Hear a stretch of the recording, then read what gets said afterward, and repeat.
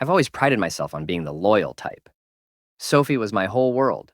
I worked long shifts, saved every spare penny, and dreamt of the life we'd build together. She was supposed to be the one. But I'll never forget the night everything cracked. I came home early, holding flowers in one hand and a bag with her favorite takeaway in the other. I pushed the door open, expecting a smile. Instead, I found Sophie in my living room, laughing in the arms of Jake, my so-called mate. She tried to speak, to explain, but her words drowned in the silence. Jake smirked at me like he'd won some prize. I didn't shout. I didn't throw the flowers. I just placed them on the table, turned around, and walked out.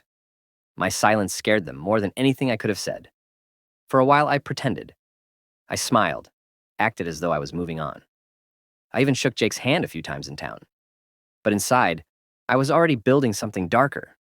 Revenge wasn't just an idea. It became a promise. I knew Sophie's weakness.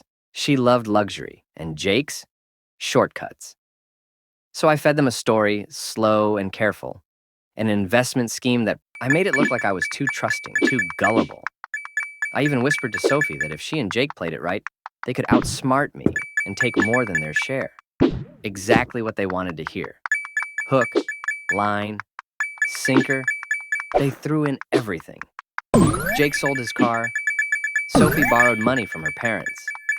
Together, they scraped every penny into what they thought would make them rich. And the best part? They thought they were conning me. The day came when they were meant to cash out. They called, they texted, they waited. But I was already gone, accounts empty, numbers dead. I watched from a distance as they turned on each other, Sophie spitting blame, Jake screaming curses. Their so-called love tore itself apart, brick by brick. And me? I sat in a quiet pub miles away, pint in hand, smiling for the first time in weeks. I didn't need to fight. I didn't need to scream. Their greed, their betrayal, it destroyed them faster than I ever could. Sometimes revenge isn't fire, it's silence, and a trap set with patience.